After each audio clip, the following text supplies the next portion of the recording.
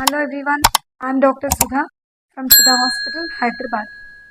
ఈ వీటిలో second trimester అంటే 4th, 5th, 6th months of ప్రెగ్నెన్సీలో ఎటువంటి కాంప్లికేషన్స్ వచ్చే అవకాశాలు ఉన్నాయో తెలుసుకుందాం. సో కొంతమందికి బీపీ పెరిగే అవకాశం ఉంటుంది. So every month BP checkup చేయించుకోవాలి. ఎప్పుడైతే 140/90 ఆర్ అబౌవ్ ఈ రీడింగ్ కనుక ఉంటే బీపీ ఎక్కువ ఉన్నట్టుగా గుర్తిస్తాము. దానికి తగ్గట్టుగా కొన్ని బ్లడ్ టెస్ట్లు, యూరిన్ టెస్ట్లు కూడా చేసి ఇదేమన్నా కాంప్లికేటెడా కాదా అని తెలుసుకోవడం కూడా జరుగుతుంది. ఇంకొంతమందికి షుగర్ డెవలప్ అయ్యే ఛాన్స్ ఉంది. ఇది ఎలా తెలుస్తుందంటే GCT test or OGTT test, ఈ రెండు కూడా బ్లడ్ టెస్ట్లు. ఆర్ ఫాస్టింగ్ పోస్ట్ అంటే ఎంటీ స్టమక్ తోటి తిన్న తర్వాత 2 అవర్స్కి ఈ బ్లడ్ టెస్ట్ల ద్వారా షుగర్ ఉందేమో తెలుసుకునే ఛాన్స్ ఉంటుంది.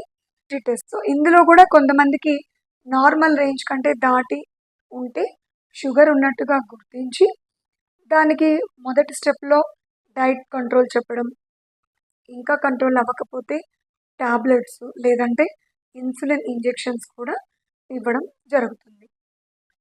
ఇంకొంతమంది ఎక్సెస్ వెయిట్ గెయిన్ అవ్వడం జరుగుతూ ఉంటుంది. సో ఇది కూడా వాచ్ చేసుకోవాలి. బికాస్ ఎవ్రీ మంత్ 1 లేదా 2 కిలోలు పెరిగే టార్గెట్ పెట్టుకోవాలి. అంతకంటే ఎక్సెస్ గ్రోత్ అయినా అది మళ్ళీ డెలివరీ టైంకి కాంప్లికేషన్స్ వచ్చే అవకాశాలు ఉంటాయి. కొంతమందికి పీడల్ ఎడిమా అంటే కాళ్ళు వాయడం కూడా చూస్తుంటాం. అయితే ఇది ఫిజియలాజికల్గా కూడా జరుగుతుంది. అంటే నార్మల్గా కూడా వీళ్ళ బాడీలో వాటర్ ఎక్కువ చేరడం వల్ల త్రూఅవుట్ ద డే వీళ్ళు నడవడం, కూర్చోవడం చేయడం వల్ల గ్రావిటీ తోటి పాదాల్లోకి నీళ్లు చేరడం జరుగుతుంది. అయితే ఇది వాళ్ళు నైట్ అంతా పడుకున్నప్పుడు అది రీడిస్ట్రిబ్యూషన్ జరిగి మార్నింగ్ లేచేసరికి ఈ వాపులు ఉండవు. ఇది నార్మల్ ఫిజియలాజికల్ ఎడిమా.